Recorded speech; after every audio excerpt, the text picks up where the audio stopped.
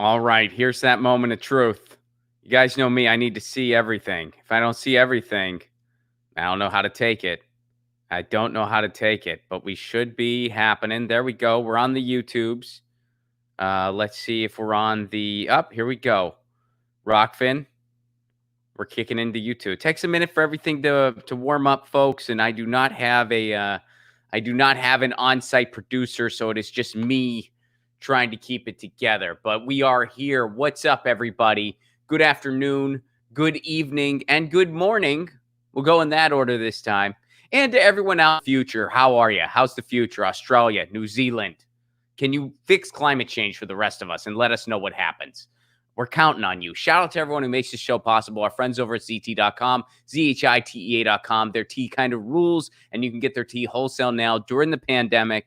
And hopefully Iran tea is coming soon, but show them some love. Our friends over at triageoil.com, TRIAGE oil.com. Trendy name makes topical pain oil for your body. I use it myself. It works wonders.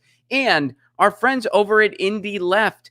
Indie Left is the only place to find all the articles and videos from all the content creators you know and love. It's a platform where they update it twice a day. I'm on there along with all the other content creators you know and love to find out more about what they got going on and to join their Discord community. They're dancing over on the Discord.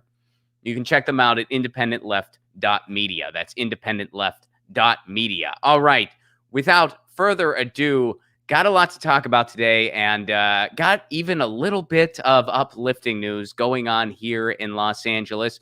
But joining me for today is a regular friend of the show, very funny comedian, Krish Mohan. Krish, what's up, buddy? How's it going? Good to see you. Good to see you, man. How's life?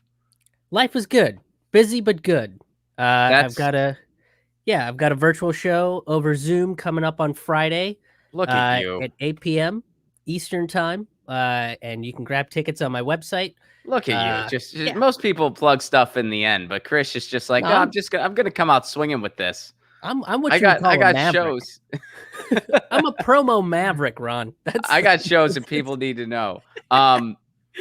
Well, so there's a couple things I wanted to mention first. One quick thing in particular before we get to what's going on in Los Angeles, which is actually a little bit of good news. I like to do if I got good news and bad news, I like to do bad news first. Are you that guy? Are you a bad news first guy? Yeah, I do the bad news. I like to, oh man, bring the room down, and then I'm like, but there's also cake. Right. Yeah. So I too am that person. I'm a bad news first type guy.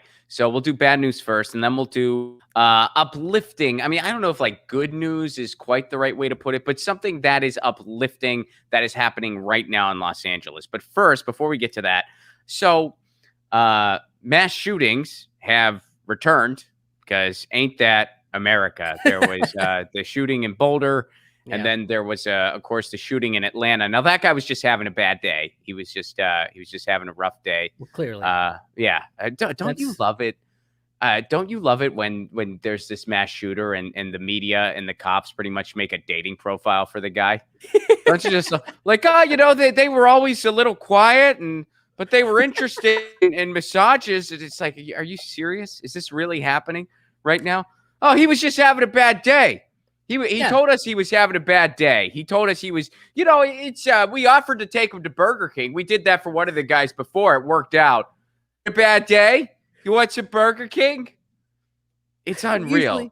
Usually my bad day is just some light arson. That's usually what I do on my bad days. You get it out of your system. You get it out of your system after that. And then I'm out. Yeah. And then when the cops show up, I'm like, hey guys, just had a breakup. So I thought I'd set a building on fire. No big deal. You don't need to actually take me to prison or anything. I'm just having a bad day. And and then they let you go. That's the bad day pass. The bad day pass that you see at all the crime shows. But I wanted to share this. So the shooting in Colorado, some of y'all who tune into the show regularly may remember that we had on cellist Joy Adams. She's a professional cellist.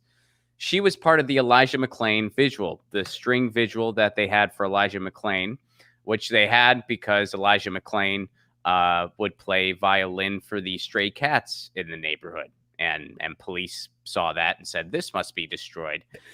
So she was on the show, and the reason I bring her up is because the shooting that happened in Boulder was at her grocery store, the grocery store she shops at, and she knew some of the victims. I have not been in touch with her. I just saw her post on Instagram, but I just wanted to let people know who watch the show regularly that a guest of Get Your News On with Ron, who did a wonderful episode. We had a really wonderful chat about the visual. They let us know what was on.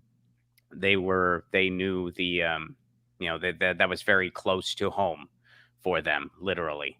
So that's something. And now we're seeing all that buzz about are we going to do something? Is there actually going to be some type of common sense, quote unquote, weapons policy that's going to happen in the United States? And usually you see the same old theatrical grandstanding by Democrats, while Republicans kind of parrot the NRA like, no, in our cold dead hands, and then nothing happens. That's what's been going on for years. That's what continues to go on.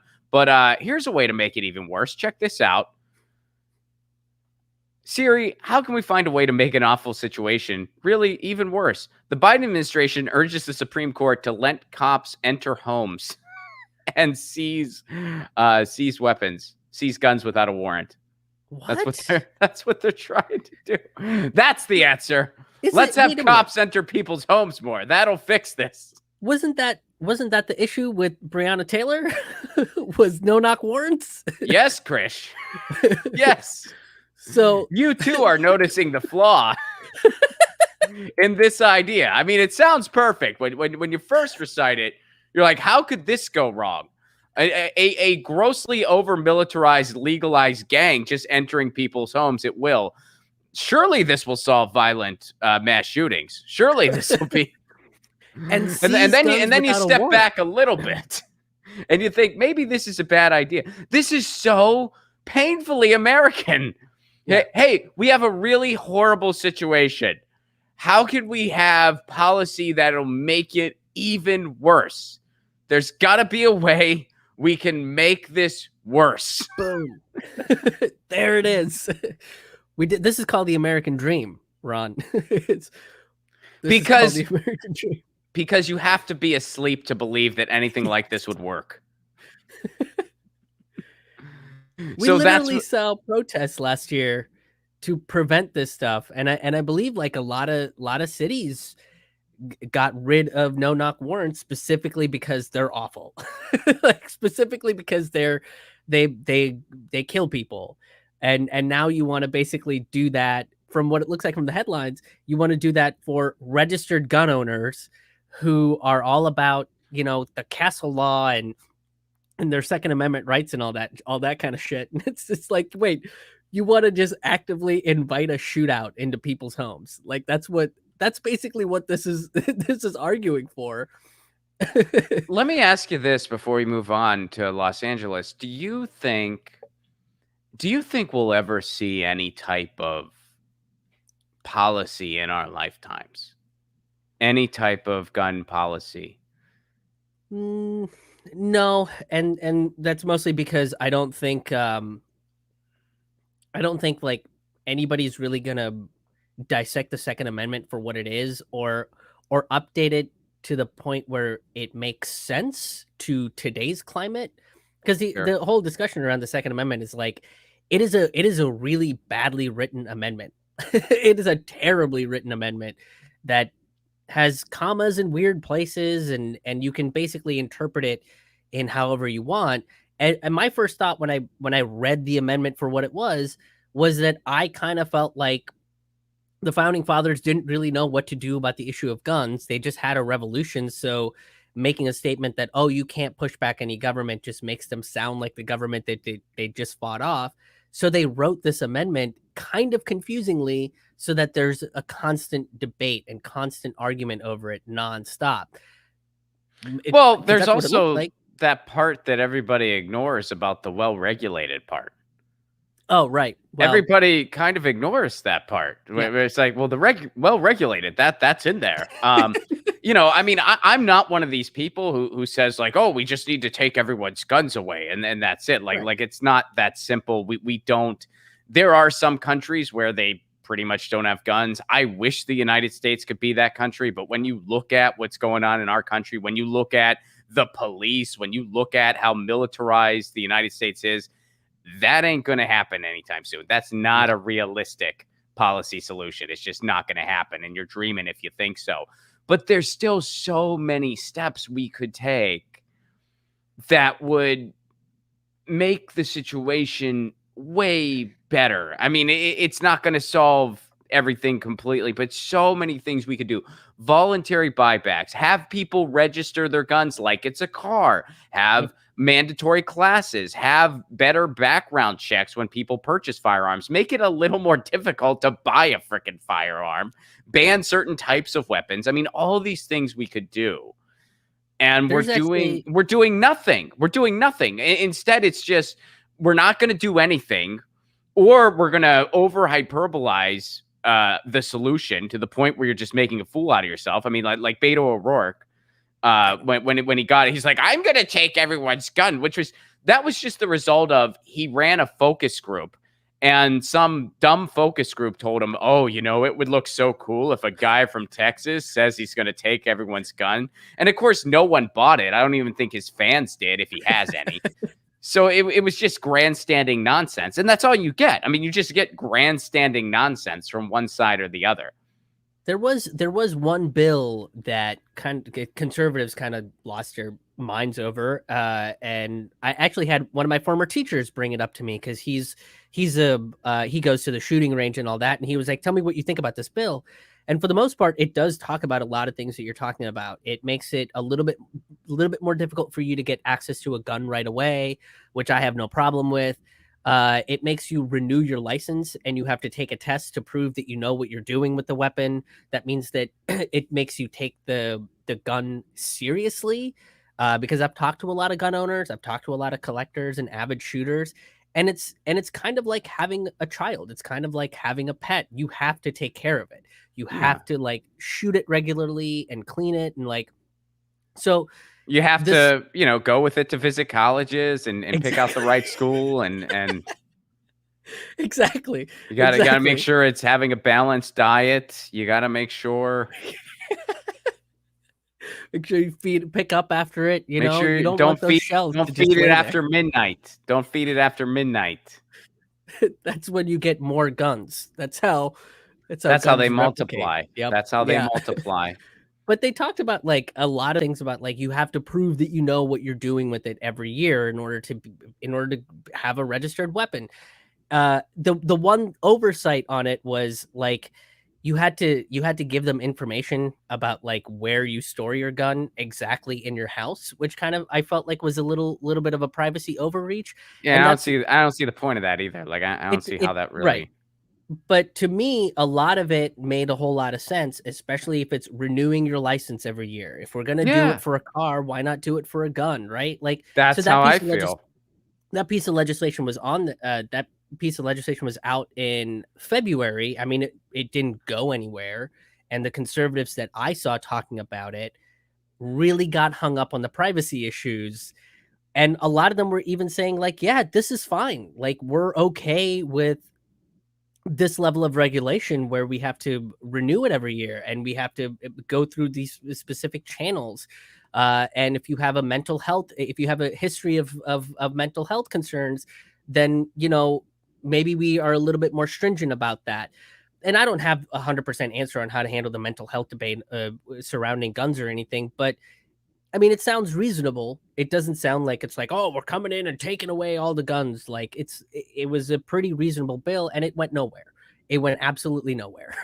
Like so, Yeah, I'd be curious. I mean, I'd have to look more into that. I mean, I think again, there's just so many things that have been done in other parts of the world that we could kind of look to and figure out what would work to have a better just policy around firearms. And we can certainly do way better than this.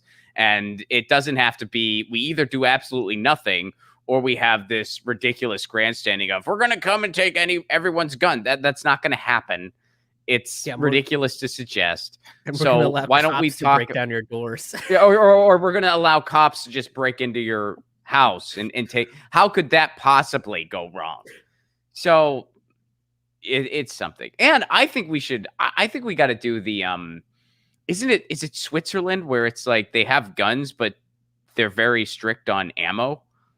Like you can only Oh, it go. Is might that be. Switzerland that does that? Where it's like you have to go to a certain place to get ammunition, and there's limitations on the type of ammunition. I think we should do something like that, where Yeah. based on what you need it for, depends on your allotment of ammunition. I mean, obviously, somebody who has a gun because hunting is a big part of their food source because they live in a food desert. Obviously, that would be treated differently than a person who just kind of has it in case or whatever. So anyway, well, Yeah. there we go. There we go. There's It's the same. It's going to be the same cycle again. It's going to be the same cycle of Yeah. I mean, you've already seen it. You've already seen Democrats grandstanding about we have to act. Republicans going, nah, not in our dead hands. Yeah. And it's going to lead to no action once again, or really shitty ideas like this one from the Biden administration of, hey, we're just going to let police go into your house and grab a gun without a warrant. What could possibly go wrong there? What could possibly go wrong? Great idea. All right. So let's get over to LA for a little bit of good news. So in Los Angeles, where I live, there is a wonderful park there called Echo Park Lake. It is a nice, a nice little lake. It's a small lake. You can take a boat out, like a little boat, one of those paddle boats. They have paddle boats. Oh, You can cool. rent them. I've been talking about doing it for how long have I lived in LA? 5 years. I've been talking about doing it for 5 years, Krish. Still haven't done it. Used to live right near Echo Park Lake. Do not anymore. Now I live pretty far from it. Completely other side of town. But and LA's a big place. But Yeah. I'm going to do it. One of these days, it is going to happen. But here's what's going on there today. So this is from Street Watch LA. Wonderful organization. So multiple sources have confirmed this was 2 days ago. This was on the 22nd. Mitch O'Farrell is planning to have police displace the entire unhoused community at Echo Park Lake. So there is a large unhoused community at Echo Park Lake that has likely increased due to the pandemic. And what's been going on here in Los Angeles, and I know a lot of other cities are doing this as well. I don't know if Pittsburgh is or not.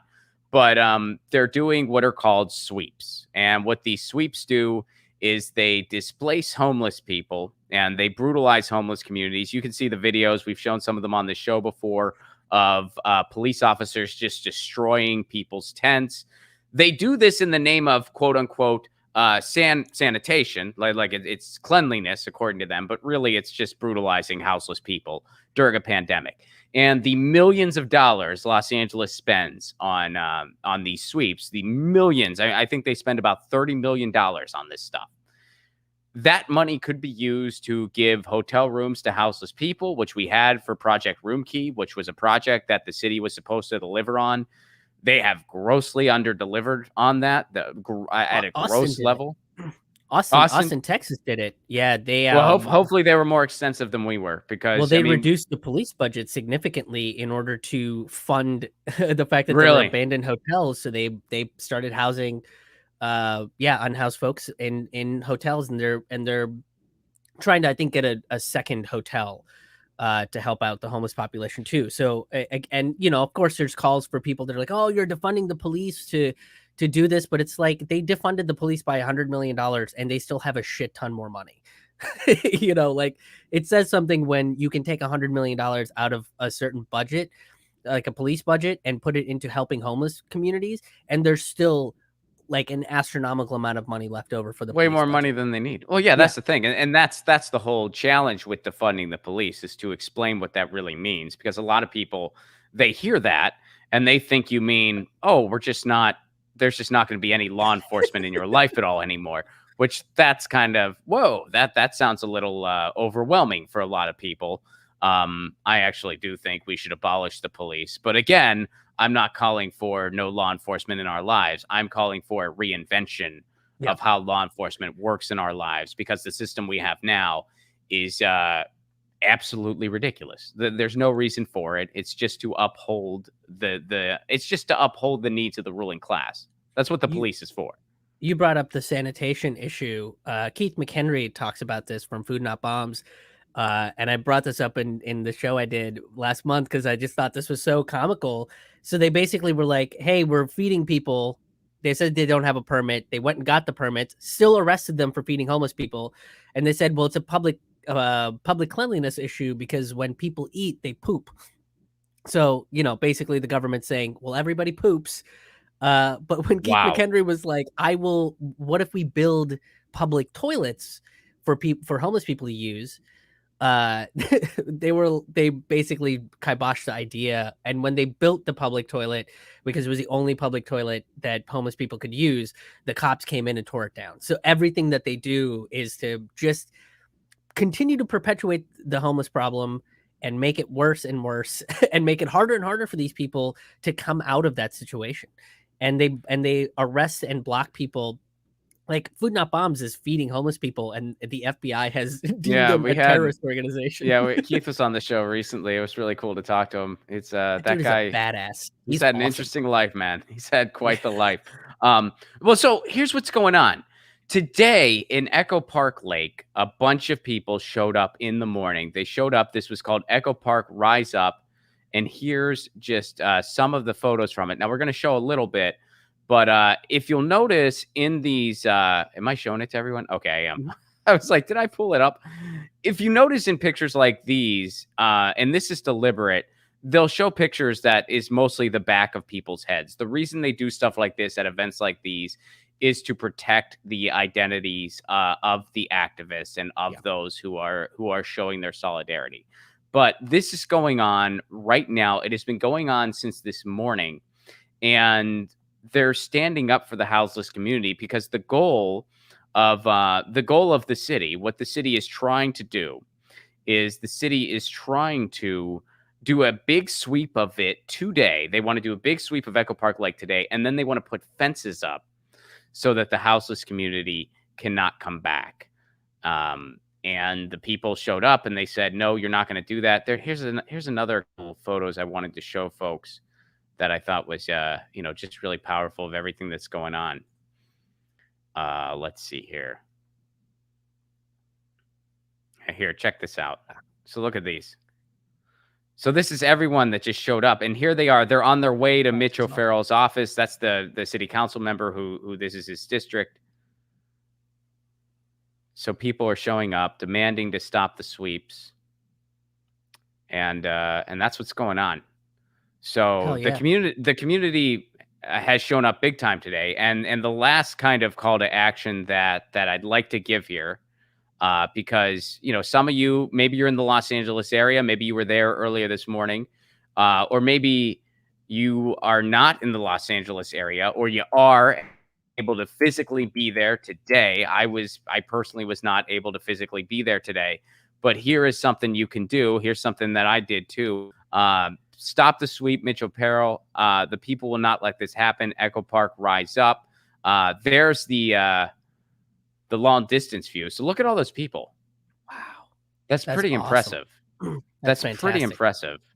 And now there's something else that I wanted to show from the People City Council that I retweeted, where they showed how you could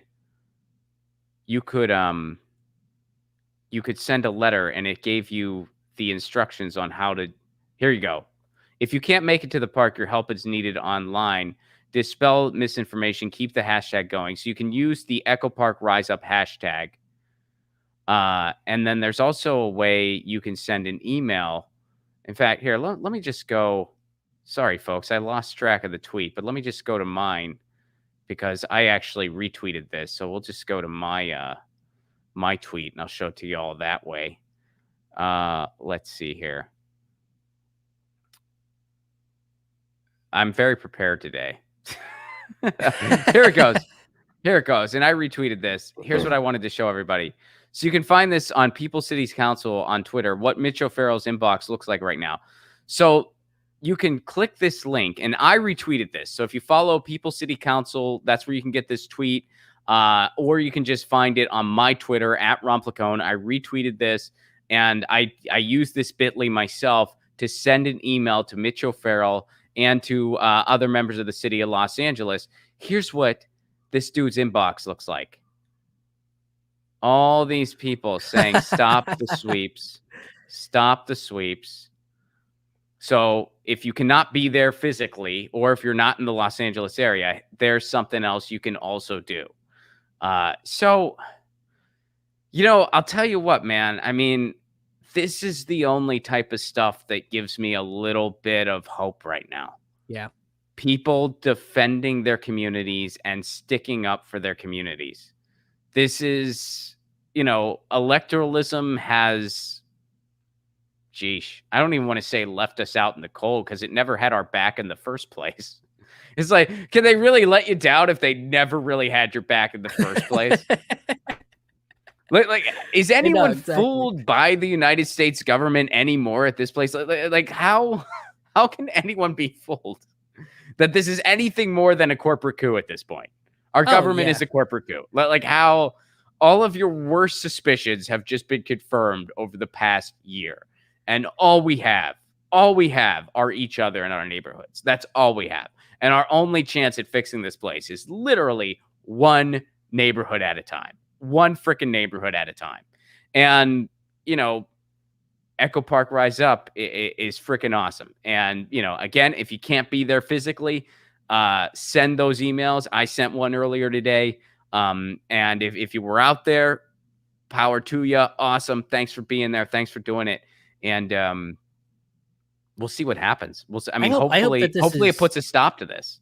Yeah, I hope that there's going to be more to this, because I mean, I'm sure LA, Santa Cruz, all the West Coast cities aren't the only ones that are facing this.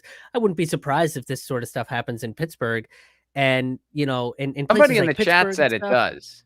Does it? Okay, yeah. Somebody, I can't speak to that, but someone in the chat said that, yeah, it does happen. Sweeps do happen. I'm sure something similar does. I don't know if it's the exact same thing or not, but a lot of cities are doing it. We have Mayor Photo Op, so that's basically what Bill Peduto is good for. Is Do you remember when he was cool?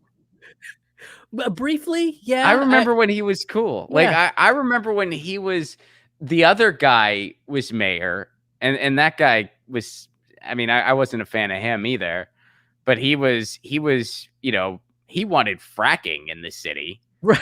And at least Peduto was like, no, we're not going to have fracking here. So Peduto was like, and this is going back 10 years. So people who are more, I haven't lived in Pittsburgh in a long time, so this is dated what I'm saying. But at the time, he was kind of like the Bernie to Luke Ravenstall's Hillary. At the time, that's not the case anymore. I realize that times have changed, but and even a lot of that I'm getting, secondhand, and from people like you folks I know who are still there. If I'm being totally honest, I would take Bill Peduto over our guy. If I had to choose between Bill Peduto or Eric Garcetti, I would take Bill Peduto over Eric that's Garcetti. Saying something. Well, that speaks volumes as to Eric Garcetti. he's bad. I mean, he has destroyed Los Angeles. He has made the city into a developer's playground, more so than it already was, if you can imagine that. And it has been deliberate. He has been absolutely brutal to the houseless community, as you're seeing some of it today. He has, I mean, there have been a few things over the years he has done. I mean, he did do something for minimum wages in Los Angeles. I believe that was a while ago, but I think he did do that. But for the most part, he has been a disaster of a mayor, and it's. Yeah, I mean, I would take Peduto over that if I had to. That's not much of an endorsement. That's not much of an endorsement. That's like the Trump Biden comparison almost. It's just like what shitty mayor are you gonna vote for kind of a situation, which is kind of the state of American politics in a lot of ways. But to go back to the homeless issue, is it has been proven that what Austin is doing and what Utah did with housing first, if Yeah, you I think just Utah give is the them biggest example. homes, Yeah. yeah, it's like 90, I think they reduce homelessness by like 91% or something within the first year. Those people Are you talking about had Utah? I think Mhm. you mean yeah, Utah Yeah, did in because Utah, it was they like correct me if massively I'm impactful. wrong, Utah is the only state that has done that extensive housing first thing. Is that Correct. correct? As Okay. far as I know, I don't know any other state in America that's doing it. Canada's has a housing first program, but again, it's very similar to America. It's kind of sporadic. I think maybe Alberta has a housing first program, and they do something kind of similar to what Portugal does with its drug issue. Like they have psychologists and social service workers that go and check up on these people, and they bring them alcohol and they bring them food and they help them with applying for jobs and mental health services and health insurance, and they kind of help them navigate through these systems that have beforehand been too complicated, and basically they weren't never able to access those systems anyway. So but again, Utah is the only state that I know of in America that's done it, and like I said, it's 91% effective. Like 91 percent of the people that have received homes continue to stay in the homes. They continue to have stable jobs, stable incomes, because they don't want to lose their homes. And you've just alleviated like the largest pressure of being homeless, which is to have a roof over your head, which should be a guaranteed basic right.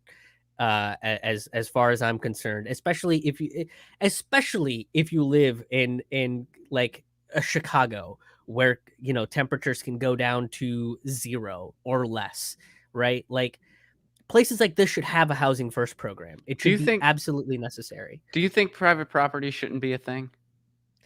Yeah, I never particularly understood a lot of private property laws, and every time somebody tries to explain it to me, my eyes just glaze over because it just doesn't Yeah, I don't think it it should doesn't be a make a lot of thing. sense. Yeah. Well, it's funny. I have to be careful with that. I mean, we all do. We all have to Yeah. be careful with that because sometimes people I mean, at least for me personally, it's gotten to the point where like friends of mine will buy a condo and they'll apologize to me for it. And I'm like, that's not what I'm getting at. Like I'm not like if you buy a condo, I'm gonna congratulate you. Like I'm not like Yeah, that's I'm yeah. saying that in principle, I am against private property. I don't think it should be a thing. I think housing should be a human right. And I think the best way to accomplish that is if we just had, you know, not have private property where housing is basically organized by the state. That doesn't mean you're not in possession of something because sometimes you say that and people are like, so you mean that Oh, someone could just walk into your home and then it's their home?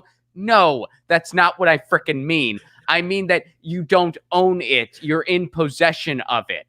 So yeah. we're all basically just putting into a housing system that is organized and that is fair for the most part. That's what I think we should do. I also realize the system I was born into, I'm not going to rail against somebody for buying a house. In fact, Yeah. if anything, if you have that principle, and I had this discussion with someone else a friend of mine who's also against private property, we were having this discussion, and I actually said, if you have that principle where you're kind of, you're against private property in principle, if you can buy a house for your own housing needs, you actually should because then you're not participating in the renting system. Yeah. So because he Exactly. was like, I'll never even buy a house. I'll always be a renter because I'm like, well, hey, you're still participating. And I'm not suggesting don't participate. I'm not saying, well, you just can't have housing. I mean, that's ridiculous. But I'm saying if you have the choice, you'd actually be better off buying a house because now you're not participating in the rental game. Well, especially if you have the means to purchase a house, like I'm not gonna sit there and say, oh well, you should invest that into no buy a house, have something that you're excited and proud of, and I'm gonna do the same. Like a friend of mine just bought a house and we helped her move into it, and it's a perfect little spot for her, especially like after 8 years of living in like something that she could afford that's super cheap. Well, but wasn't Pittsburgh, particularly awesome. when You you know? live in Pittsburgh, it's one of those cities where it's cheaper to buy than rent. Oh, eventually, yeah. Yeah, If I you mean, can well, I guess do it. depending on the situation. I mean, if you wanna Right. live I mean, if you wanna buy a condo in the heart of South Side or something, that's probably not the case, but if you want yeah, I mean, for the most part, it's cheaper to rent than bu or excuse me, buy than rent. Um, Yeah, it's still Here in affordable Los here. Angeles, they just make any of it pretty much impossible. They're just no matter what your situation, we're gonna make it difficult. It's gonna be but no, and it's very difficult to buy in a place like this. So I mean, I don't know. I mean, I might be a renter for the rest of my freaking life, which Oh, me too. again, I realize I'm participating in a system that I don't think should be a thing, but you know, Yeah, one it's one step of at a those time. yeah, it's one of those things where, I am, against climate change, but I have a gas-powered car. Like, it's Sure. we're unfortunately part of this system, and it's like I have to drive in order to get to work, and my car takes gasoline because we don't have solar-powered cars, or we don't have, whatever the fuel source, is in Star Trek. We don't we don't have one of those engines invented yet, Well, so we could get off of it, but yeah, that's right. I mean, we So definitely the technology is there. We just choose not well, not we, but the but fossil fuel industry fossil fuel industry chooses. chooses not to, yeah. Well, Yeah. it's one of those things. I mean, it gets into that big philosophical conversation that we could have and many times over about any topic. I do believe that it is true. There is no ethical consumption under capitalism. That is true. However, you can't use that as an excuse to not do the best you can within reason. Oh, yeah, You know what absolutely. I mean? Yeah. It's like, yeah, I understand there's no ethical consumption under capitalism. That being said, I'm in a situation where I can largely avoid places like Amazon, places like Walmart, where I can, recycle and compost. And so I try to do all those things, even though I know, if we don't do something about the systemic problems, that is going to be a very, very, very tiny drop in the bucket at best, but it's still something I can do as an individual, so I'm gonna do it. But, I'm not gonna take it to the point where, well, I think that housing should be a human right and it isn't, so I'm just not gonna have a home, you know? Yeah, right. Yeah, So I think it's people that don't have a home and that's the crazy part is that Housing First program, like, they talk about Utah and they kinda dismiss it. A lot of folks that I've seen have dismissed it, but, like, Canada has it. The Czech Republic did it. Like, they helped their Romani population, yeah. like You said Czech I Republican and I know it's just a well, it's funny, my brain immediately went to that would be a really funny character.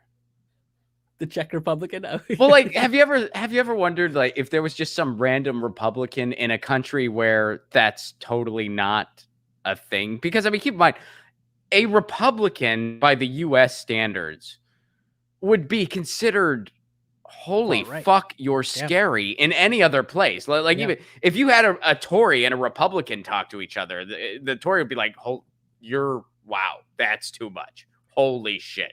The Tory would actually even say that about the Democrat, if we're being honest, for the most part. But that's a different story. But yeah, so I think that is a funny idea where it's like this Republican who just lives like a Republican in Denmark who's just and they're from there originally. They're just like, yeah, no, it's just Just so leaving. the stuff they do over there. It's great. That would be a great character. I just saw in the chat somebody said dilithium crystals. That's the fuel of Star Trek. So that's what we got to start finding some That's what we dilithium gotta crystals. well, can you grow those? How do you get them? I don't know. I think you have to mine for them. So even Mm. then, it's like that in of itself creates a problem. But at least it's like environmentally better than burning fossil fuels. So, uh, and what's actually interesting about Star Trek too is there is a Next Generation episode where they talk about how warp speed is affecting this entire sector of space, and it's like messing with planets and stuff. So they basically make the decision. They're like, you know what? It sucks, but we can't go at warp speed in this range. and it sucks. Things are going to get delayed, but we're like destroying cultures. We're destroying Mm. planets, and we're not giving them the chance to flourish. So this seems like it's the right thing to do. And that's the choice that they make. So which is great. Like I wish we would make that choice in our society. Like I just remember watching that and being so mad. And being like, Well, that's the theme. I mean, whenever Star Trek comes up, I do get a little uneasy, to tell you the truth. Not because I oh don't really? like it. Well, no, because I'm not people who know Star Trek, and you're probably one of them. You Yeah. really freaking know Star Trek. And Yeah. I'm not that guy. I mean, I enjoy it. I enjoyed the movies. I enjoyed the original shows. I mean, my parents showed me the original shows when I was a kid. They Yeah. had a bunch of them on VHS, and I used to love to watch those. I would just watch those and rewatch them. But when you start talking Next Generation, when you start talking Deep Space Nine, I can't hang, man. I'm not cool. I can't hang. And I know the theme of Star Trek is a very, very kind of lefty utopian theme in so Yeah. many ways. Like they're always trying to act for the common good. They don't have utopia by any means because they still have conflict, but they're all trying to act in accordance with the common good. So they've reached a higher plane at the very least. But yeah, I can't hang in a Star When you get to Trek the details I of it. can't hang. You start talking like, oh well, Picard's moral. I'm like, whoa, I'm sorry, I can't hang there. I wish I could. And honestly, all it takes is just me committing to watching all of those series, which is something I would like to do, but probably never will, if we're being honest. It's It's probably a just not it's going to happen.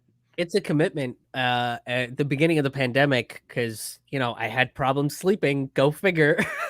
This rest of a pandemic, I would just stay up and I watched all the Star Trek episodes. That's how I got through them all. Is I just ended up staying up till like 2-3 o'clock in the morning just watching Star Trek and then falling asleep to it. Fair enough, That's the man. way I got through it. But yeah, I'm a huge nerd. You know that. So I know all the details and all the weird little trivia information that nobody's ever asked about, but I know them. See, I think I'm a nerd too. It's just like we have our different genre Yes. of nerddom. Like my nerddom falls in music a lot, music, and then just random information around it. Like if a Beatles song comes on, there is a chance I'll be able to tell you some random piece of information that I don't know off the top of my head. It's just kind of stored in the memory bank somewhere, and the song will bring it out, and I'll be like, hey, and then it's something where I'm like, this is taking up space in the short term, but where I could have something more valuable here. But nonetheless, I just have that random piece of information, and then I'll accumulate more random pieces of Yep. information that I will retain because it's interesting to me. It'll be like, well, did you know that the Jethro Tull song "Locomotive Breath" is allegedly about Ian Anderson's theories on overpopulation? And people will be like, why the fuck? I guess I know that now. I guess I know that now. And it's I like, love well, that kind of stuff though. That sort of stuff is my favorite. Is like when people are just like in the middle of a conversation, did you know about this weird thing? And I'm just like, yeah, oh now I do. I'm so excited that you shared it with me. I love that sort of stuff. It's it my is it's kind my of favorite. cool. Well, especially when something when you scratch beneath the surface and there's just Yeah. another layer there. That's why I'm really hoping that what is next for me personally, I really want to start getting into scripted stuff. Like I really want to start getting into scripted because there's just so many you could just throw so many layers on it should you choose to. And to me, that's just very, very appealing. And one of the things that I've been able to do more of because of this pandemic is write. So, I've just been really diving into a lot of scripts. I mean, I mentioned one of the things we're trying to make an animated series out of Lucy and Ron. So anyway, but putting a period on this, another place y'all can go that I wanted to point out, and sorry about losing that tweet a little earlier. Servicesnotsweeps.com. This is where you can sign the letter to end displacement. You can click the link here, sign on to the letter, and you can sign on to the letter to just end displacement. So it's not just talking about the sweep that they're doing today in Echo Park. It is all the sweeps that they're doing in Los Angeles, and you can start something similar in your city. Servicesnotsweeps.com. Again, that is servicesnotsweeps.com, which is a beautiful, beautiful hashtag and idea. You know what I mean? Yeah. I've always been a fan of that Yeah. hashtag. We had Street Watch LA activist Danny on the show. We talked about that hashtag in depthly. And that was when we stopped the sweep from happening, or a bunch of activists stopped the sweep happening in San Pedro.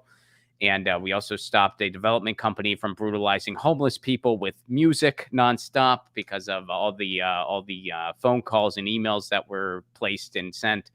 So servicesnotsweeps.com. And again, you can go over to my Twitter and you can find that instruction link on how to email Mitch O'Farrell to demand that the sweep be stopped today. And this is happening now, today. They are at his office. They are in Echo Park Lake. And if you can physically be there, be careful, be safe, be well. If you cannot physically be there, send in these emails, go into Services Not Sweeps, sign in on. That's a good way to help out. And also, if you are able, if you do have the means, go into these organizations and finding out what they need. A lot of these organizations, they do a lot of mutual aid work. I know Street Watch LA does that. They have a wish list of stuff that they just need to do their work. You can kind of look at that wish list, and if there's something that is in your budget that you can afford, go ahead and buy it for them. So those are all ways that you can get involved, and it's very important right now because without our neighbor, I mean, this is the only thing that gives me hope. It really is, and I'm not trying to be a Debbie Downer when I say that. I'm just being real. When I look at things federally, and when I look at just the bullshit professional wrestling tweet dunking that takes place on places like this, places like YouTube, it is so just boring. Just boring. Not only is it pointless, it's fucking boring. But then you look at people getting out in their community and saying enough is enough and standing up for each other. And it really does give you hope that it's like, we can change this thing. We can make it better. Yeah. This is kind of the start of a movement, or it can be the start of a movement if enough people get on board and start, looking at what's going on in Echo Park and using it as a template to how can we fix this issue in our city, and going to websites like this and learning how to organize and learning how to go after city council members and mayors that are displacing people and are fine with it, are making excuses for it, coming together and pushing back against that, using direct action like this. This is the way that it's supposed to work. And it has worked. We've seen direct action work several times over, especially in the 30s, like when we saw general strikes happen all across the country. And then it caused FDR to sign the Wagner Act, which gave unions a lot more legitimacy, and it helped the working class a whole lot more. So we know that this sort of stuff works. It's just a matter of getting people passionate enough to start doing it. Well, and that is so important to take note of, because look, what you just brought up, the New Deal, the 30s, that was arguably, and I would argue it, the last large scale victory for the left in the United States. Yeah. Mm-hmm. So we've been going on, we're pushing 100 years of no victories. And well, why is that? Well, because for a long time, you had a very fractured left in the United States, but then something happened in the 20s and 30s where people organized together just enough. I'm not saying everyone was kumbaya simpatico. People had their differences, but they had their Emma Goldmans and their Lucy Parsons and their Eugene Debs. And by the way, even all these people didn't agree with each other 100% of the time. But the left was organized just enough to be a force to be reckoned with. And that included organized labor. That included the communists. That included the socialists. That included the anarchists. It included, labor again. And it was just enough that the New Deal happened. It was just enough that they had to give the New Deal. They had to concede because it was just too powerful of a movement. And after that happened, the powers that be realized, well, we never want this to happen ever again. So what happened since? About 100 years, literally almost 100 years of McCarthyism, of propaganda, of right-wing propaganda, trying to divide trying to stamp out the communists, stamp out the socialists, stamp out the anarchists, stamp out labor, destroy the unions. And they've been very successful at it, unfortunately. Very successful at it. But now we're starting to kind of gel again. We're still very fractured, and there's still a long way to go. But if we can gel just enough, I'm not saying we have to agree on everything. There's friends and colleagues of mine, we disagree on a lot of different strategies. We don't see eye to eye on everything. But in principle, we're simpatico. We have the same principles, and that's what's most important. And, if we could just gel together just enough, like we were able to do back then, well, then we could actually win something again. Yeah, and a lot of people don't remember this, but the way that they were able to push McCarthyism and get the working class disorganized is basically by killing unions with the Taft-Hartley Act, which happened right after World War II. It took a lot of power away from unions. And it was approved by Harry Truman. And that's one of the reasons why Dwight Eisenhower ran as a Republican instead of a Democrat, because he saw the Democrats were letting down the working class people. And even Eisenhower's not perfect by any means. He had his problems, but he was the first president to basically call out McCarthyism for what it is and say that this is not going to work. And then he also called out the military industrial complex along with it. So, the Democrats essentially lost somebody that could have really been like a central point in the 20th century for them to keep going back and being like, look, this guy's pretty great. Not that he was amazing, but he did do some things that were pretty important for the country. And he's under the Republican ticket because he kept seeing how the Democrats were letting down the working class. It's absolutely nuts when you think about stuff like that. When you think about even somebody like Nixon or Reagan, almost sounds and they were both awful. Don't get me wrong; they're both awful. But when you hear them talk about certain issues, they almost sound reasonable compared to what we have now. And again, it's the result of the elite consolidating their powers. It's the result of Wall Street buying both parties. And so you have this ricochet effect where any types of progressive change is fought on every level. So you just get further and further and further and further to the right, despite society progressing socially. Right. We have seen social progress in both of our lifetimes. We've both seen it. And that's a good thing. But for the most part, that's not reflected at all politically. Why? Well, it's by design, clearly. Otherwise, they'd go hand in hand. They'd go hand in hand, but they don't. Yeah. And that's the hard, I have friends that get mad when I point out the similarities between Democrats and Republicans and how the Democrats have basically become what the Republicans were 30 years ago and how the Republicans have become just this far-right, neo-fascist, neoconservative group. And, they get mad at me, but they're both bought and sold parties. They both don't really give a shit about you. It's just the Democrats will throw platitudes at you with the a rainbow pin and a Black Lives Matter board or whatever. And the tweets, baby. And they got the tweets. They got the tweets. It's the Ministry of Appeasement. Like, let's tweet about it'd be nice if we did this. How condescending was the whole, what would $2,000 mean for you and your family? What are you doing to fight for it? Yeah. Why are you you know what it would do, because we're in a pandemic. We're in a pandemic, and you're making it out like you're a charity. You're not a freaking charity. You're a federal government. We pay taxes to the federal government every year. One of the reasons we're told that we do that is because if there's ever something like a once-in-a-century pandemic, you got our freaking back. You got to actually do your fucking job. This isn't you being a charity. This is you not upholding your end of an agreement. Yep. That's what you're doing. You're not upholding it. The fact that we did not get an emergency UBI during this whole thing, people should be screaming about that I do, but everyone should be screaming about that every day. Because it's not, oh, you don't want to help people. It's not even help. It's just upholding an agreement.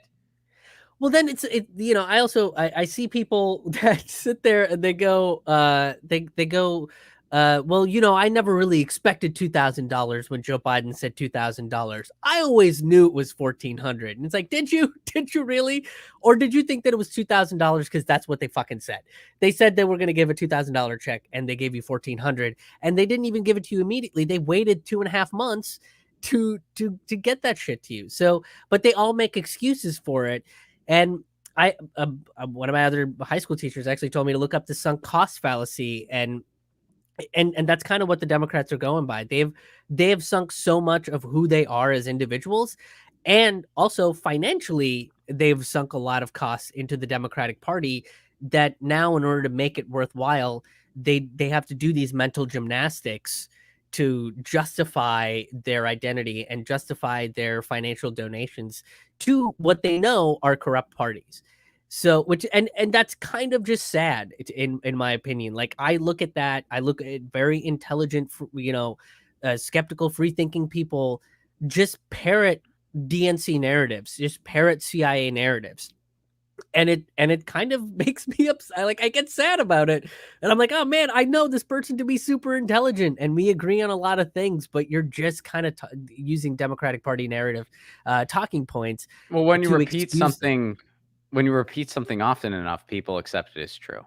Exactly. When you repeat Yeah. it often enough, because I think a lot of people, and I have folks like that in my life too. We all do. I mean, I think if they really took a step back, they would see through it. I mean, Yeah. I don't think that, I think most people, if they really took a step back and thought about what they're really saying, but it's still incredibly frustrating. When you see these, DNC, liberals, whatever you want to call it, where they just parrot MSNBC, they just parrot, what the party is feeding them, where it's like, oh no, it's not kids in cages anymore, it's detention centers. Oh, he never meant $2,000. Oh, I know it's wrong what we do around the world, but if we didn't do it, someone else did. What are you Right. talking about? What are you saying? You're saying nothing. You're saying absolutely nothing. And, someone posted this on Instagram once. It was on my Instagram. I feel bad. I don't know who it was, so I can't give credit, but there was this person who had this blue MAGA, blue no matter who spiel underneath one of my posts, and I can't engage with those. I just Yeah. like whatever, whatever. But other people engage with those, and this person just went on this big spiel defending the neoliberal nonsense of the Democratic establishment. And after this big long spiel, there was this one commenter, and their comment just said, "You're totally that guy that says the gruel tastes good, aren't you?" And I was like, that's the most perfect response ever. That is the most perfect response to what that guy just said. But yeah. So, Krish, but anyway, servicesnotsweeps.com. Yes. Do it. We got to take the power back, and it starts right in your community, wherever it may be. Krish, where can people go to learn more about you? Over to my website, which is krishmohanhaha.com, KRISHMOHANHAHA.com. You have pretty much everything that you need about me on there, from all of my videos and podcasts to my stand-up comedy album and tickets to my virtual comedy shows that happen once a month on the last Friday of every month. So you got one. Wait, it's not. Oh yeah, this would be the last Friday, because the first is like what, Thursday? Thursday, yeah. So you got something. All right, I'm glad I over-explained your show date for everybody. But Krish has a show this Friday, which is also the last Friday of the month, in case you didn't realize it. But Krish has a show. You can get tickets on his website, krishmohanhaha.com. And God, buddy, I hope we're back on the road sooner than later. Me too. Me too. I'm like, I started thinking about the new show I want to write and everything, and I started talking about it with my friend, and I was just like, fuck, I really want to I really want to get back on stage. Like, oh man, I miss it. Yeah. It's hard. It's just so it just makes me too sad to even think about. But shout out over on the Rockfin to EM Wolf. Thank you very much, EM Wolf. Thank you for the tip. Much appreciated. And everyone, thank you for tuning in today. I'll tell you a little bit of a peek under the hood. I was I've been a little congested. I don't know if you can hear it in my voice. That's part of the reason we didn't have a show yesterday here on Get Your News On with Ron. I have been a little congested, and that's why I chose not to go to Echo Park today. During these times, I feel like, well, I'm a little congested. I don't think I should go be in a large group of people or be anywhere unless it's absolutely necessary, like to get food or something like that. So that's the choice I made, but I really wanted to have an episode today to try to talk about this, because it was very uplifting and inspiring to see what everybody was doing in Echo Park, and to send those emails and sign those petitions and have them available for everyone. So please do check out People's City Council, check out Streetwatch, check out Services Not Sweeps, and please do let your voice be heard online if you cannot be there in person. And thank you for being here today. Thank you, Krish, for joining me. Thank you for having me. We'll be back on Monday. And in the meantime, you always know the drill. Lucy, she's asleep on her cat tree. Also, Lauren Ashcraft's going to be on the show Monday. Always love talking to her. So we're going to be getting our news on Monday. And in the meantime, you know the drill. Lucy, asleep on her cat tree, also inspired. Lucy says, Echo Park, rise up. And she says, meow. And what's your cat's name again? Milo. Milo says meow. And Krish says peace. And I say peace. And we'll see y'all next week. Peace.